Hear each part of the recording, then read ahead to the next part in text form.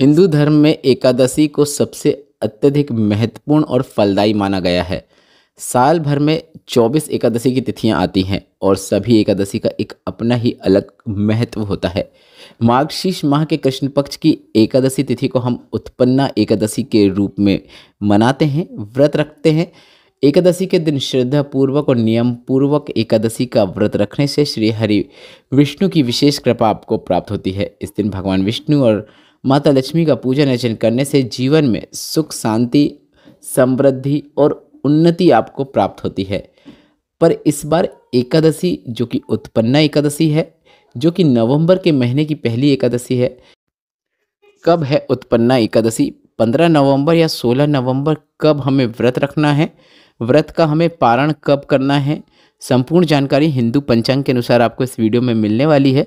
इसके साथ ही साथ उत्पन्ना एकादशी की सरल पूजन विधि, किस प्रकार से आप अपने घर पर सरल पूजन कर सकते हैं, वह भी हम आपको बताने वाले हैं। साथ ही गुरुजी पंडित प्रदीप मिश्रा जी के बताए एकादशी के दिन किए जाने वाले 3 विशेष उपायों की जानकारी भी आपको इस वीडियो में मिलेगी।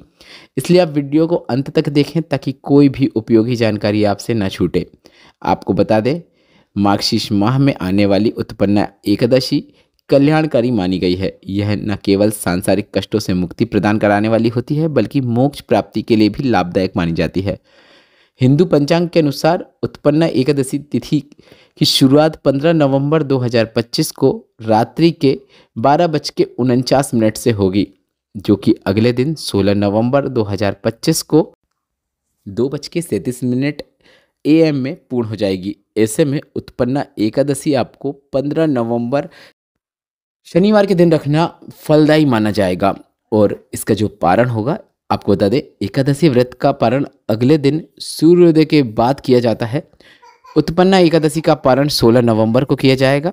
इसके लिए आपके पास 2 घंटे 6 मिनट का समय लगभग है।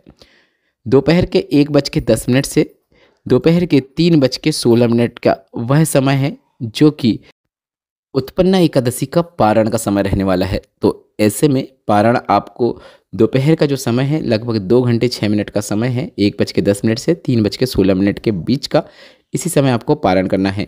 वहीं पारण तिथि के दिन हरिवासर समाप्त होने का समय 16 नवंबर को सुबह 9:09 तक है। अब उत्पन्ना एकादशी की सरल पूजन विधि आप ध्यान से सुन लीजिए कि किस प्रकार से आप अपने घर पर पूजन कर सकते हैं। एकादशी के दिन एक दिन पूर्व से ही यह शुरू हो जाती है। व्यक्ति को एकादशी के एक दिन पूर्व एक समय भोजन करना चाहिए। इस व्रत को करने वाले साधक को दशमी के दिन सिर्फ एक समय भोजन करना सर्वोत्तम माना गया है। और इस दिन शाम के समय चावल या तामसिक भोजन का सेवन बिल्कुल नहीं करना चाहिए। मतलब दशमी के दिन शाम को भी आपको चावल का सेवन या फिर तामसिक चीज़ों का सेवन नहीं करना चाहिए। अगले दिन सुबह स्नान ध्यान करने के बाद पूजन स्थल पर पीले वस्त्र को बिछाकर भगवान श्री हरि विष्णु का विधि विधान से पूजन अर्चन करना चाहिए। श्री हरि विष्णु की पूजा में इस दिन तुलसी पत्र को आपको अवश्य शामिल करना है। फल, फूल, वस्त्र, मिष्ठान जो आप शामिल करना चाहते हैं शामिल कर सकते हैं, वह आपको शामिल जरूर करना है। एकादशी व्रत की कहानी या तो पढ़ना है या तो फिर सुनना है। इसके बाद पूजा के अंत में आपको शुद्ध घी के दिए से भगवान की आरती भी करना है। इस एकादशी व्रत में साधक को फलाहार करना चाहिए। यथासंभव धन, वस्त्र, अन्न आदि का दान भी जरूर करना चाहिए।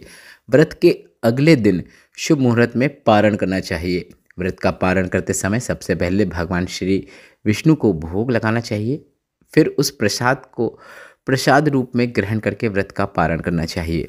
इस प्रकार से आप अगर उत्पन्ना एकादशी या फिर अन्य किसी भी एकादशी का व्रत रखते हैं तो उसका फल आपको पूर्ण और शीघ्र प्राप्त होता है। अब बढ़ते हैं उन 3 विशेष उपायों की ओर जो कि गुरुजी पंडित प्रदीप मिश्रा जी ने अपनी शिव पुराण कथा के दौरान बताए हैं, जो कि सिर्फ और सिर्फ गुरुजी एकादशी की तिथि के दिन करने को कहते हैं। बढ़ते हैं पहले विशेष उपाय की ओर। अगर घर में पैसा टिक नहीं रहा है, एक कमाओ सवा खर्च की स्थिति बनी हुई है, घर में पैसा बीमारियों में जा रहा है, या फिर घर में क्लेश हो रहा है, या फिर परिवार में आपस में बहुत मतभेद बने हुए हैं, घर में नेगेटिविटी रहती है, पॉजिटिविटी घर में देखने को नहीं मिल रही है, तो आपको बस इतना करना है कि एकादशी के दिन भोलेनाथ के मंदिर जाना है और भोलेनाथ के मंदिर में जाने के बाद भोलेनाथ के शिवलिंग पर एक कलश जल अर्पित कर देना है। एक कलश का जल पूरा शिवलिंग पे अर्पित करने के बाद 3 बार आपको स्वधा स्वधा स्वधा बोल देना है। स्वधा पार्वती जी की नानी है, पितृलोक में निवास करती हैं और मात्र उनका नाम स्मरण करते हुए जल अर्पित करने से वह जल का कुछ भाग भोलेनाथ पितरों को भी प्रदान कर देते हैं और आपके पितृ तृप्त हो जाते हैं। और यह उपाय इसलिए किया जाता है क्योंकि घर में अगर क्लेश है, घर में सुख शांति नहीं है, नेगेटिविटी है, बरकत नहीं है, तो यह हमारे पितृदोष के कारण होता है। और पितृदोष होने के कारण आपके जीवन में कोई भी कार्य पूर्ण नहीं होता है, सभी कार्य अटकते ही चले आते हैं। और यह एक ऐसा उपाय है जिसे अगर आप 3 या 5 एकादशी कर देते हैं तो आपके पितृ तृप्त होते हैं और आपको आशीर्वाद प्रदान कर देते हैं। आप चाहो तो इस उपाय के अंतर्गत भगवान के मंदिर में बैठकर स्वधा स्तोत्र का पाठ भी कर सकते हैं। आप चाहो तो हिंदी में गूगल में सर्च करके उसे ढूंढ सकते हैं और उसका आप पाठ कर सकते हैं। और अगर आप इतना ना कर पाएँ तो आप जल चढ़ाने के बाद 3 बार स्वधा स्वधा स्वधा भी बोल देंगे तो भी आपको लाभ जरूर देखने को मिलेगा। बढ़ते हैं अगले विशेष उपाय की ओर। गुरुजी पंडित प्रदीप मिश्रा जी ने एकादशी के दिन किए जाने वाले धन प्राप्ति कर्ज मुक्ति एक विशेष उपाय बताया था, जिसमें आपको एक कलश में गंगा जल भर लेना है। अगर आपके पास गंगा जल नहीं है, थोड़ी सी मात्रा में है, तो अपने घर का जल भर लें और कुछ बूंदें गंगा जल की डाल दें। अगर वह भी नहीं है, थोड़ी सी मात्रा में भी नहीं है, तो घर के जल का भी उपयोग कर सकते हैं। एक कलश में जल ले लें, उसके अंदर आपको 7 बेलपत्र डालना है। 7 बेलपत्र डालने के बाद कलश का पूरा जल श्री शिवाय नमस्तुभ्यम बोलते हुए, नमः शिवाय, ओम नमः शिवाय बोलते हुए नंदी भगवान के उठे हुए चरणों पर अर्पित कर देना है। इसके बाद कलश के अंदर की सभी 7 बेलपत्र को एक एक करके या फिर एक साथ, जैसा आपसे बन सके, उन्हें आपको शिवलिंग के ऊपर अर्पित कर देना है। बेलपत्र को इस प्रकार से शिवलिंग के ऊपर अर्पित करना है कि बेलपत्र की डंडी आपके विपरीत ओर होना चाहिए, जहाँ से भी बैठकर आप बेलपत्र को शिवलिंग पर अर्पित कर रहे हैं। इसके बाद आपको वहीं पर बैठकर भगवान से प्रार्थना करना है। जो भी मनोकामना है वह मनोकामना शीघ्र पूर्ण हो जाती है। 7 बेलपत्र अर्पित करने के बाद आपको अपने घर आ जाना है, बस इतना ही करना है। यह काफ़ी अच्छा धन प्राप्ति कर्ज मुक्ति उपाय है, जिसे आप इस उत्पन्ना एकादशी में जरूर कीजिएगा। बढ़ते हैं अंतिम विशेष उपाय की ओर। गुरुजी पंडित प्रदीप मिश्रा जी ने अपने पिछले वर्षों की शिव पुराण कथा में एकादशी के दिन एक विशेष उपाय करने को कहा था। गुरुजी ने कहा था कि आप एकादशी के दिन तुलसी के क्यारे के समीप एक घी का दीपक जरूर प्रज्वलित करें। इस दीपक में आप लंबी बाती का उपयोग करें और दीपक आप शाम के समय प्रदोष काल में प्रज्वलित करेंगे। सूर्यास्त के 45 मिनट पहले से लेकर 45 मिनट बाद तक का समय प्रदोष काल कहलाता है।